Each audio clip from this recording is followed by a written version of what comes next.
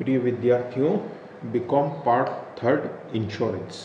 आज इसमें अपन बात करेंगे प्रीमियम की, या प्रीमियम क्या होता है, कैसे इसका निर्धारण होता है, कौन कौन से तत्व जो हैं वो प्रीमियम को प्रभावित करते हैं आदि, इसके बारे में अपन बात करेंगे। देखिए, सबसे पहले तो आप प्रीमियम का अर्थ समझिए कि प्रीमियम क्या चीज़ होती है। जब शुरू में अपन ने इंश्योरेंस को डिफाइन किया था तो इंश्योरेंस को परिभाषित करते समय अपन ने ये देखा था कि जो बीमा होता है वो एक अनुबंध होता है, और अनुबंध में आप जानते हैं कि दोनों पक्षकार जो हैं वो एक दूसरे के लिए कुछ कार्य करते हैं। दोनों एक दूसरे को कुछ वचन देते हैं।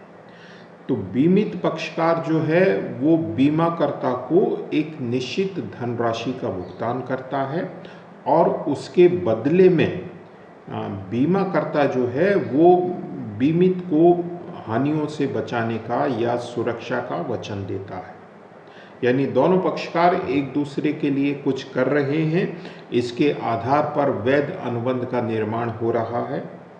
तो यही जो है वो प्रीमियम जो है वो बीमित द्वारा चुकाई गई वो मौद्रिक या धनराशि है, जिसके बदले में बीमाकर्ता उसको सुरक्षा का वचन देता है।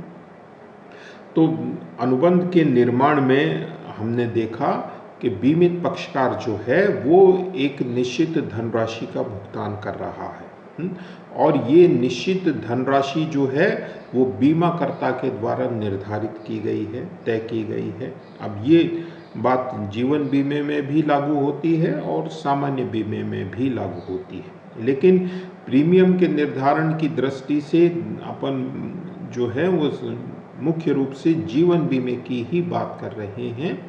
तो इसी संदर्भ में आप इसको समझिए कि बीमित जो है वो एक निश्चित धनराशि का भुगतान कर रहा है, और उसके बदले में बीमाकर्ता जो है वो उसको सुरक्षा का वचन दे रहा है। तो ये जो निश्चित धनराशि बीमित द्वारा चुकाई जा रही है, इसे ही अपन प्रीमियम के नाम से जानते हैं। अब ये प्रीमियम जो है, अभी अपन ने देखा कि इसका निर्धारण जो है वो बीमाकर्ता करता है। तो बीमाकर्ता जो सुरक्षा का वचन दे रहा है, तो उसका प्रतिफल जो है वो प्रीमियम होता है। यानी सुरक्षा का वचन देने के परिणाम स्वरूप बीमितकर्ता को क्या प्राप्त हो रहा है, तो एक निश्चित धनराशि यानी प्रीमियम उसको प्राप्त हो रहा है। तो प्रीमियम जो है वो बीमाकर्ता का प्रतिफल है। प्रतिफल किस रूप में है कि उसने सुरक्षा का वचन दिया है, उसका प्रतिफल है। इसका भुगतान कौन करता है, तो इसका भुगतान जो है वो बीमित करता है, या बीमित की ओर से किसी अन्य पक्षकार के द्वारा भी इसका भुगतान किया जा सकता है। तो बीमित पक्षकार ने एक निश्चित धनराशि चुकाई और बदले में उसको सुरक्षा की गारंटी मिली। प्रीमियम जो होता है वो कई प्रकार से आप उसका पेमेंट कर सकते हैं। ये पॉलिसी टू पॉलिसी निर्भर करता है। कुछ पॉलिसीज़ में आपको मंथली पेमेंट करना है, कुछ में आपको क्वार्टरली पेमेंट करना है, कुछ में आपको हाफ ईयरली करना है, कुछ में ईयरली करना है, और कुछ में ऐसा है कि सिर्फ आपको एक ही बार प्रीमियम का पेमेंट करना होता है। यानी ये पॉलिसी की प्रकृति पर निर्भर है कि हम कितना प्रीमियम किस किस रूप में चुकाएंगे। प्रीमियम का पेमेंट जो है वो हमेशा याद रखिए कि आप एडवांस किया जाता है। एडवांस से मतलब है कि जब फाइनेंशियल ईयर आरंभ होता है तो उस ईयर के आरंभ होते ही उस वर्ष का पूरा प्रीमियम जो है वो इंश्योरेंस कंपनी के पास पहुंच जाना चाहिए। ये नियम की व्यवस्था है।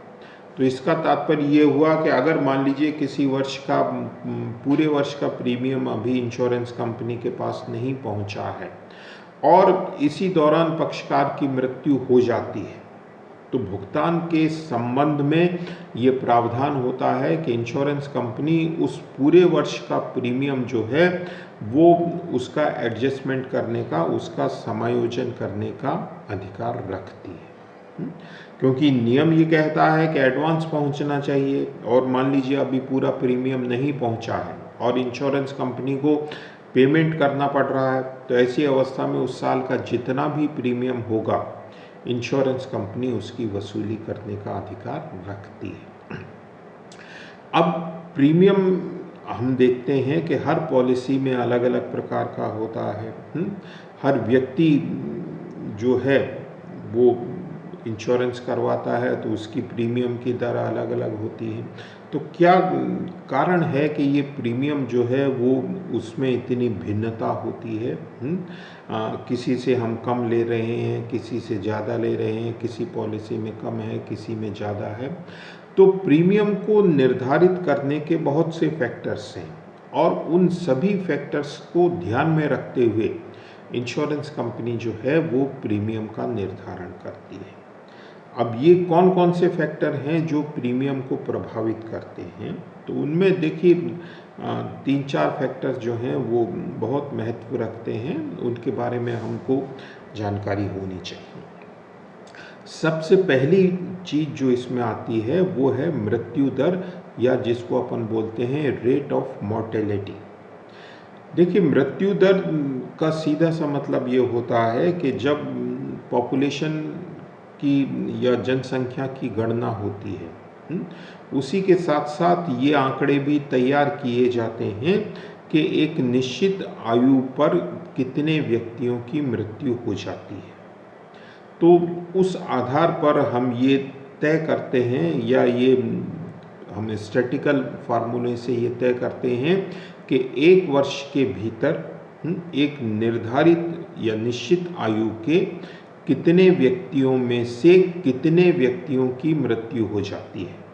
यानी एक जैसे उदाहरण के तौर पर मान लीजिए आपने कोई भी पर्टिकुलर एरिया लिया और उसमें 30 साल का व्यक्ति है कोई, तो पहले आपने ये कैलकुलेट किए, देखा, गणना की कि 30 साल के कितने व्यक्ति इस क्षेत्र में हैं, और साल के अंत में उनमें से कितने व्यक्तियों की मृत्यु हो गई।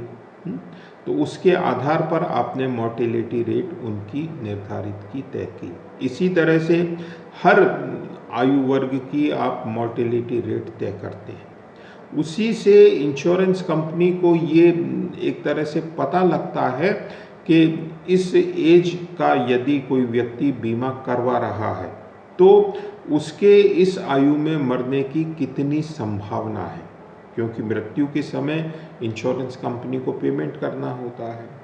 तो जिस आयु वर्ग में जैसे जैसे ये मृत्यु दर बढ़ती है उसी के साथ साथ प्रीमियम की दर भी बढ़ती जाती है।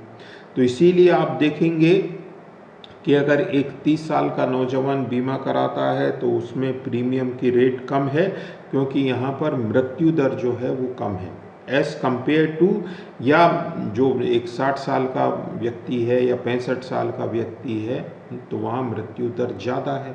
तो मृत्यु दर ज़्यादा है तो वहाँ हम इंश्योरेंस कंपनी जो है वो प्रीमियम भी ज़्यादा वसूल करती है। तो पहला फैक्टर जो है वो मृत्यु दर का है, जिसके आधार पर प्रीमियम का निर्धारण होता है। अब दूसरा इसमें आता है ब्याज दर, इंटरेस्ट रेट।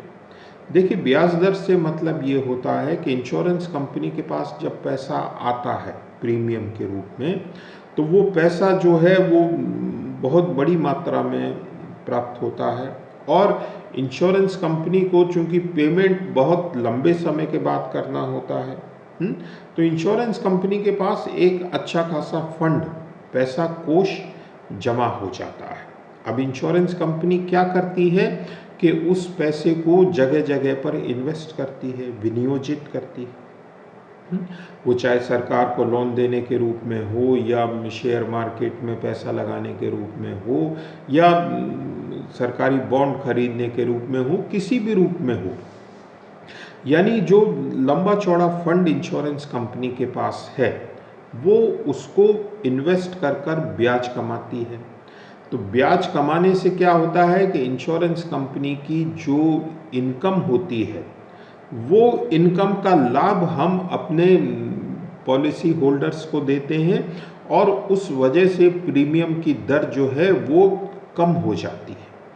देखिए, आपने मोर्टिलिटी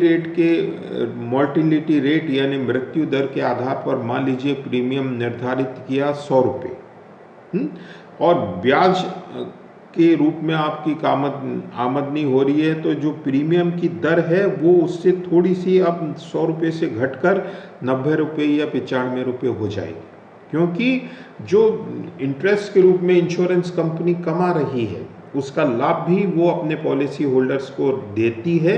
किस रूप में देती है कि उसकी वजह से, इंटरेस्ट की वजह से जो है वो प्रीमियम की दर कम हो जाती है।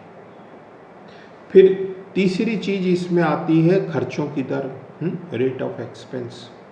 देखिए, इंश्योरेंस कंपनी इतना बड़ा इंफ्रास्ट्रक्चर लेकर चलती है, उसकी जगह जगह पर ऑफिसेज होते हैं, ऑफिस में इतने कर्मचारी काम करते हैं, पॉलिसी को जारी रखना, बनाना, उसके संबंध में कार्यवाही करना, बहुत से खर्चे आपको करने पड़ते हैं। तो इन सारे खर्चों में जो है वो इंश्योरेंस कंपनी का पैसा खर्च होता है, लगता है। तो ये जो सारे खर्चे हो रहे हैं, उन खर्चों की पूर्ति कहाँ से होती है? तो स्वाभाविक बात है कि उनके खर्चों की पूर्ति जो है वो हम अपने पॉलिसी होल्डर से ही लेंगे। तो ये खर्चों का भार जो है वो भी प्रीमियम के रूप में हम अपने कस्टमर यानी अपने ग्राहकों से ही वसूल करते हैं। तो खर्चों की वजह से जो है वो प्रीमियम की दर फिर थोड़ी सी और ऊपर बढ़ जाती है। तो देखिए, मृत्यु दर के आधार पर आपने एक प्रीमियम की दर तय करी, फिर इंटरेस्ट के आधार पर उस प्रीमियम की दर में थोड़ी सी कमी हो गई, और फिर खर्चों की वजह से जो है वो प्रीमियम की दर और थोड़ी सी बढ़ जाती है। फिर इंश्योरेंस कंपनी जो है वो हर इंश्योरेंस कंपनी ये चाहती है कि हम एक अपना रिजर्व फंड बनाकर चलें।